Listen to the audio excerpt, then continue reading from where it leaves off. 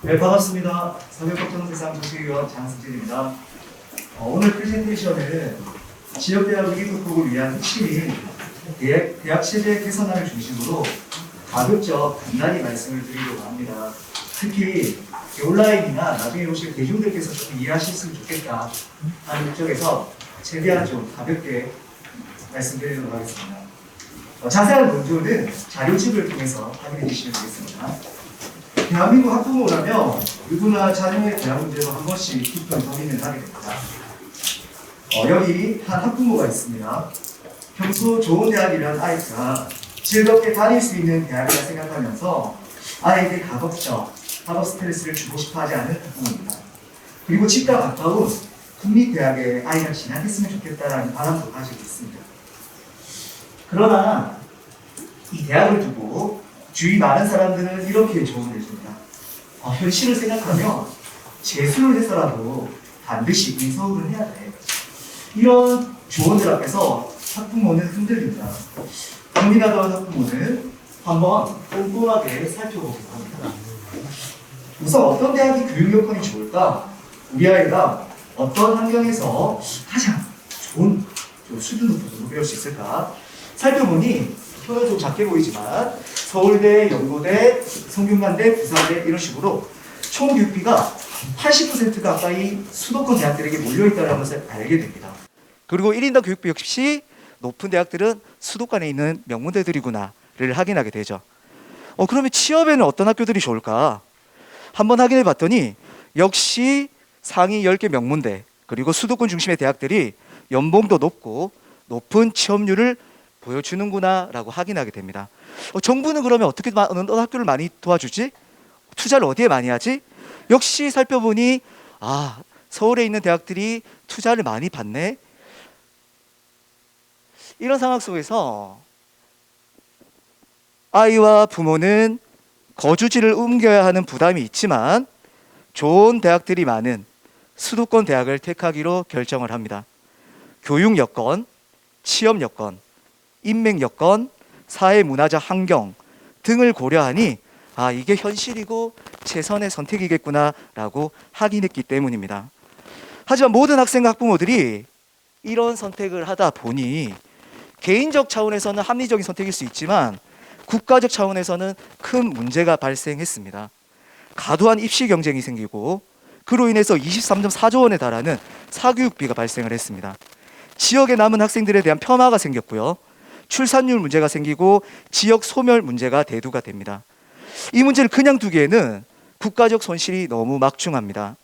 그래서 깨어있는 학자들 또 단체들이 이 문제를 어떻게 해결해야 될까 많은 대안들을 모색해 왔습니다. 어떻게 하면 수도권 중심의 대학으로 쏠림을 막고 지역 대학들을 살리며 기회 구조를 폭넓게 구축할 수 있을까 이런 고민들을 상당 시간 동안 이루어 왔습니다. 대안을 찾고자 우선적으로 탐색했던 것은 유럽이었습니다. 프랑스, 독일 등의 사례를 통해서 전국에 좋은 대학들을 세우고 연결하고 또 파리 대학처럼 하나의 이름으로 공유하면 효과적일 수 있겠다. 이러한 대학들 사이에서 학점을 고려하고 공동학위를 수여함으로써 교육 여건과 학위 경쟁력을 공유하면 수도권 쏠림을 막을 수 있겠다라는 생각을 처음 했습니다. 그것이 대학 공유 네트워크라는 철학이었습니다. 화면에서 보시는 것처럼 지역 거점 국립대를 중심으로 대학들을 연결하여 어디서든 수업을 듣고 학위도 함께 받음으로써 굳이 서울대를 가지 않아도 되게끔 지역마다 기회 균등을 이루고 평등성을 갖추는 대학 체제 개선안이었습니다. 하지만 제가 좀 직관적으로 그림으로 표현을 해봤는데요. 그림을 보시면 대학들의 크기가 다릅니다. 비록 대학들은 연결되었지만 여전히 누리고 있는 인프라는 달랐죠. 서울대는 여전히 1조 5천억 가량의 예산을 지원받는 대학이었고 지방의 경상대학교는 3천억 내외의 재정 여건을 누릴 수밖에 없는 대학이었습니다. 유럽의 경우 독일의 미넨주에 있든 작센주에 있든 학교들의 교육 여건에 큰 차이가 없지만 우리는 현실적으로 그러지 못한 한계가 있었습니다. 그래서 대학 통합 네트워크를 통해 대학의 공공성, 평등성을 확보할 수 있을지라도 여전히 서울대 그리고 수도권 대학들이 가지고 있는 경쟁력을 따라가기는 어렵다는 한계가 있었습니다. 그래서 그 평등성을 넘어 탁월성, 지적 경쟁력을 갖출 수 있는 새로운 발전적, 한 걸음 더 나아간 발전적 대학 체제 개선안이 등장을 합니다. 특히 김종영 교수는 캘리포니아 대학 체제를 벤치마킹하며 대한민국 지역 곳곳에 연구대학 10개를 만들자고 안을 내놓았습니다. 바로 서울대 10개 만들기 안입니다.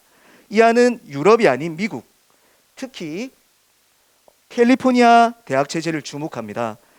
캘리포니아 대학 체제는 공립대학이면서도 세계적인 학문 경쟁력을 갖추고 동시에 공공성, 각 지역의 접근성, 기회균등을 확보하고 있는 우수한 대학 체제였습니다.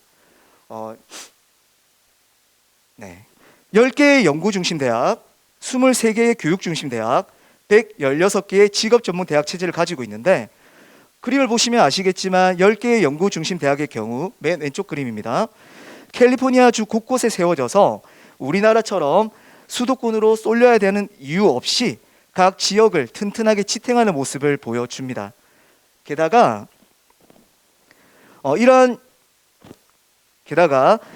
커뮤니티 칼리지를 통해서 캘리포니아 대학으로 대대적인 편입도 가능하게끔 구조화되어 있습니다. 22년 기준으로 캘리포니아 10개 대학 재학생의 29%가 이 커뮤니티 칼리지에서 UC로 편입한 학생들이었습니다. 2019년까지 CSU를 졸업한 학생의 51%가 이 커뮤니티 칼리지로부터 편입생이었습니다. 다만 서울대 10개 만들기 안은 4년제 연구중심 대학 10개만을 모델로 삼고 있습니다. 화면에 등장하는 모든 대학들은 공립인데 아시다시피 우리나라는 75% 이상이 사립대이기 때문에 이 세 가지 체제를 다 따라할 수가 없습니다. 그래서 먼저 10개의 연구대학 체제를 먼저 따라하기로 결정하고 있습니다. 하지만 장기적으로는 이러한 편입 체제를 우리 대학 체제 내에서도 잘 설계할 수 있다면 지방대학의 자생력을 높이는 효과적인 방안이 될 것이라고 생각을 해볼 수 있습니다.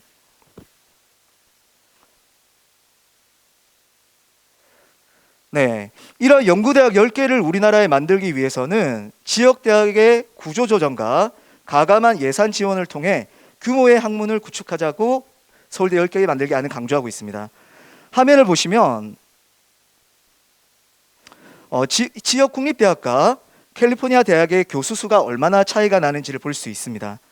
지난 토론회에서 충남대 정세영 교수님께서 충남대와 성균관대를 비교하며 거점 국립대와 사립대의 교수 수가 이렇게 차이가 나서야 되겠냐라고 토로하신 적이 있습니다. 마찬가지입니다. 우수한 연구 그런 실력을 갖추려면 교수 수의 확보가 상당히 중요합니다. 그래서 연구 중심 대학이 되려면 학과에 우수한 교사가 많아야 되기 때문에 이 안은 학과별 또는 단과대별로 통합을 이루어서 연구 중심 학과로 도약할 수 있는 규모의 학문을 하자고 강조합니다. 그리고 또 규모를 확대하는 방안으로 10개의 거점 국립대학과 12개의 지역 국립대학의 통합을 제안하고 있습니다. 이를 통해 수도권에 몰리지 않아도 지역의 연구대학들이 많은 학생을 수용할 수 있는 가능성을 갖추고 있습니다. 이러한 과정이 실현되기 위해서는 가감한 재정 지원이 필요합니다. 재정이 전부일 수는 없겠지만 재정은 필수적인 영역입니다. 오늘 발제의 제목에 지역대학을 최소 수준을 갖추는 데 급급하기보다는 최상의 수준을 갖출 수 있도록 투자하자라고 강조한 이유입니다. 2020년 기준으로 서울대와 거점 국립대 예산을 비교해보면 흰 글씨라 좀 잘 보이지 않네요. 거점 국립대의 전체 예산의 평균보다도 서울대의 정부 지원금이 더 많았습니다. 평균이 4,626억이었는데요.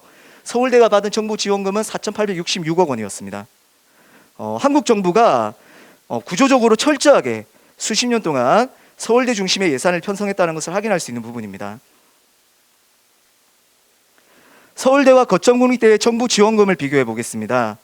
둘 사이의 지원금 격차는 평균 3,600억 가량입니다. 그래서 서울대 10개 만들기 안은 정부가 지방 거점국립대에 이 격차만큼 3,600억 원씩 투자해서 연구 역량과 교육 인프라를 확충해 가자라고 강조합니다.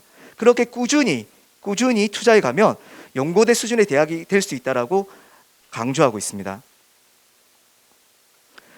구조조정을 거쳐서 가감한 예산을 지원을 받은 거점 국립대학들은 교육 연구 역량을 높여 지역 산업의 든든한 축이 되도록 해야 합니다. 각 대학마다 특화된 연구 영역을 갖추어 수도권으로 쏠림이 불필요하게 만들어야 합니다. 그래서 특성화가 중요합니다.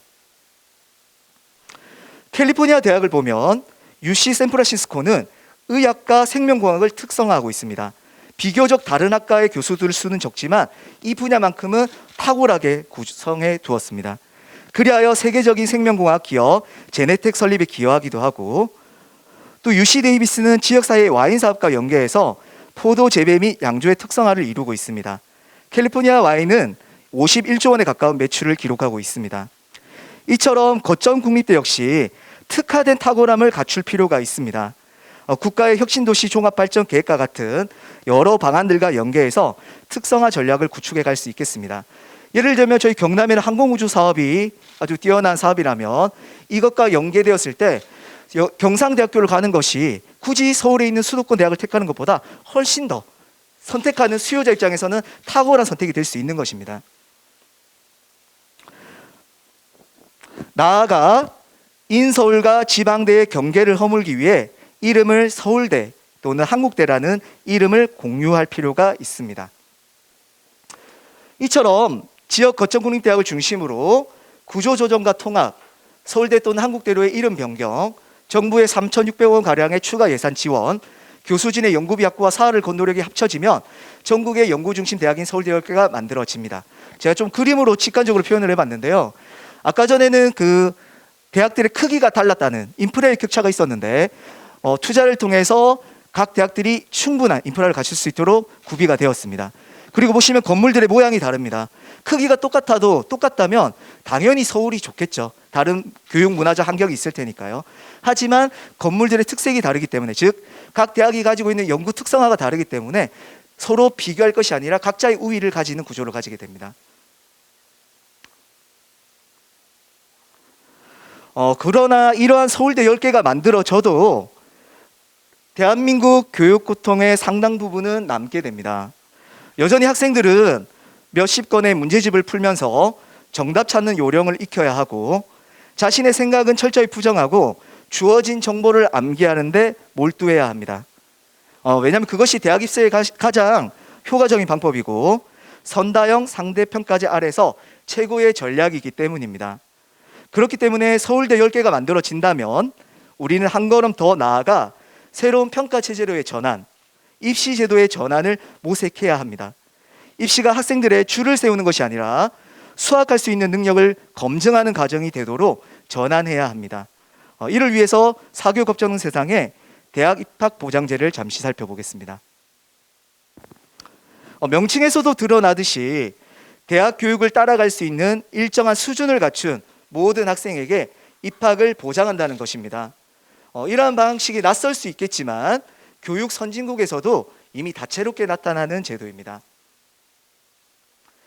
다양한 국외 사례를 살펴보면 간단하게는 프랑스 바칼로레아, 독일의 아비투스와 같이 대학 졸업 시험이 그 학생의 수학 능력을 진단하는 자격 시험이 되어서 대학을 지원해야 하는, 그렇게 이어집니다.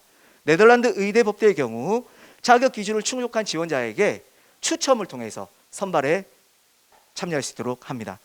텍사스주는 상위 10%에 들면 그 주에 있는 대학들을 입학할 수 있도록 보장하고 있습니다. 캘리포니아 대학 상위 9%의 학생들에게 스테이트 와이드 인덱스라는 공식을 사용해서 UC 입학을 보장하고 있습니다. 서울대 10개가 만들어진다면 그 일관성으로 인해서 캘리포니아 입학 시스템을 벤치마킹해 대학 입학 보장제를 발전시켜 나가는 것이 효과적일 수 있겠습니다. 캘리포니아 대학의 입학 시스템은 우리 사회에 시사하는 바가 많습니다. 먼저 더 이상 SAT 또는 ACT 시험 점수를 입학 결정 요소로 고려하지 않습니다. 이는 대학 수학 능력 시험이 공교육을 망치는 주범이 되어버린 우리 현실에서 의미하는 바가 아주 큽니다. 또한 내신 상대평가제를 하지 않습니다. UC GPA란 절대평가로 산출된 각 학교 내신 등급을 입학에 활용하여서 절대평가 내신 체제로도 충분히 학생들의 입학을 보장할 수 있음을 확인시켜주는 사례입니다. 세 번째로 과목 선택에 따른 가산점 제도는 우리의 2025년부터 도입될 고교학점제를 발전시켜 가는데 좋은 길라잡이가 될 수 있습니다. 끝으로 9% 학생에게는 입학을 보장합니다. 우리가 서울대 10개 만들기를 이루게 되면 상위 20%의 학생들에게 입학을 보장할 수 있게 되어 연구대학으로 진입하는 병목을 훨씬 더 폭넓게 해소할 수 있는 그런 설계가 되어 있습니다. 이제는 평가가 경쟁을 유발하는 도구로 자극적 서열화의 기준으로 운영되어서는 안 됩니다.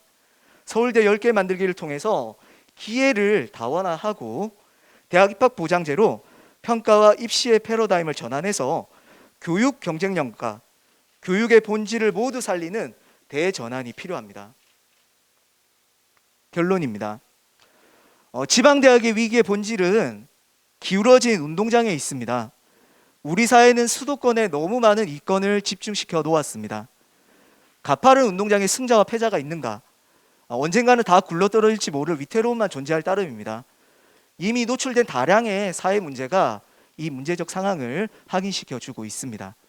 많은 대학들이 지방대라는 명칭 아래 폄훼되고 인서울만을 성공의 잣대로 삼는 사회, 선지가 하나뿐인 사회는 그곳에 존재하는 것은 강요지 선택이 아닙니다.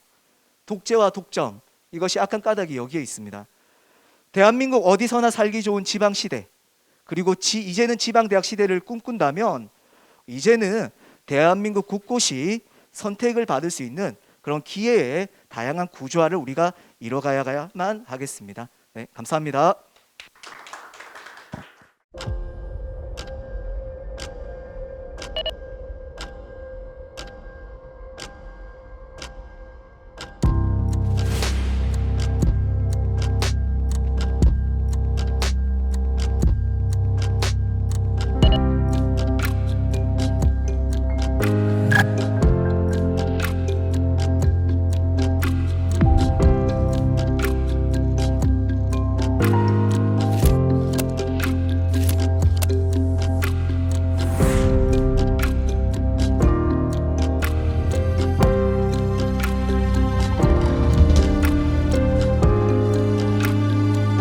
네 명 중 한 명은 학업 성적으로 인한 불안과 우울감 때문에 자해 또는 자살까지 생각해 본 적이 있다라고 응답하는 등 과도한 경쟁 교육의 고통의 실상을 확인할 수가 있었습니다.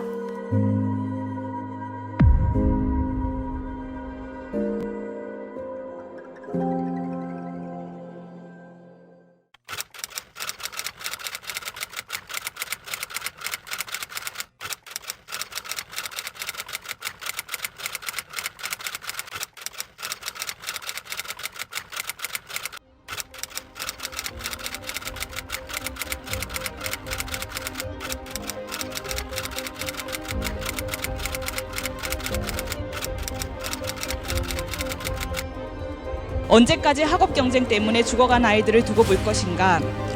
더 이상 어이없는 죽음을 마주하지 않겠다. 오늘 우리는 법률가로서 경쟁과 변별로 얼룩진 상대평가가 위헌임을 선언한다. 또한 헌법재판소가 아이들을 살리는 판단을 해줄 것과 정치권이 이에 대한 대안적 법률안을 발의하고 제정할 것을 촉구한다.